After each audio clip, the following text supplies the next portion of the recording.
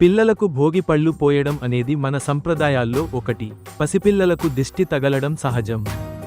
అందుకే వారికి అప్పటివరకు ఉన్న దిష్టి మొత్తాన్ని తీసి పారేయడమే భోగి పళ్ళు పోయడం. సాయంత్రం సంధి గొబ్బెలు పిల్లల చేత పెట్టించిన తర్వాత ఈ భోగి పళ్ళు చేసే కార్యక్రమం మొదలు పెడతారు. 5 ఏళ్లలోపు పిల్లలకే ఎక్కువగా భోగిపళ్ళు పోస్తారు. రేగిపళ్ళు, బంతిపూల రెక్కలు, చిల్లర నాణేలు, చెరుకు గడల ముక్కలు కలిపి ఉంచుతారు. వాటిని పిల్లడిపై పడేట్టు పోస్తారు. అలా పోసిన తర్వాత కింద బడ్డ రేగిపళ్ళు తినడానికి నిషిద్ధం.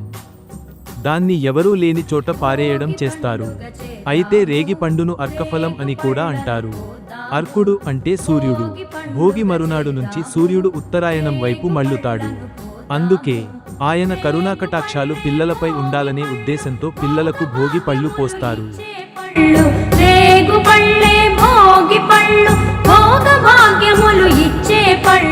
భోగి పండుగ చేద్దాము, రేగు పళ్ళను పోదాము. భోగి పండుగ చేద్దాము, రేగు పళ్ళను పోదాము.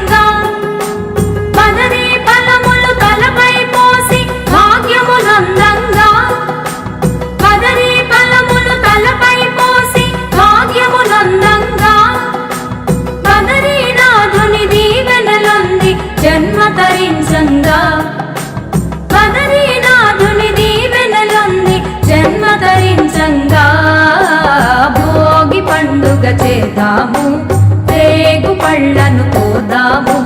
భోగి పండుగ చేద్దాము, రేగు పళ్ళను పోదాము.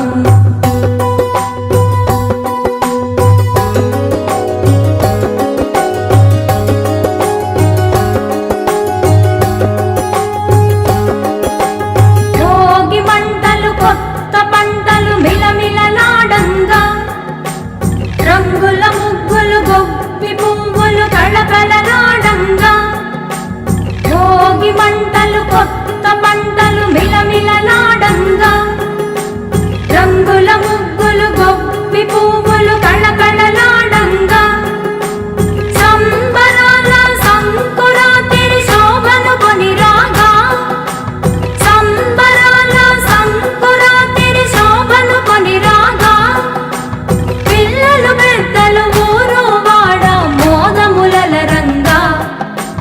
పిల్లలు పెద్దలు ఊరు వాడ మోదములల రంగా. భోగి పండుగ చేద్దాము, రేగు పళ్ళను పోదాము. భోగి పండుగ చేద్దాము, రేగు పళ్ళను పోదాము. రేగు పళ్ళే భోగి పళ్ళు, భోగ భాగ్యములు ఇచ్చే పళ్ళు. రేగు పళ్ళే భోగి పళ్ళు, భోగ భాగ్యములు ఇచ్చే పళ్ళు. భోగి పండుగ చేద్దాము, రేగు పళ్ళను పోదాము. భోగి పండుగ చేద్దాము, రేగు పళ్ళను పోదాము. భోగి పండుగ చేద్దాము, రేగు పళ్ళను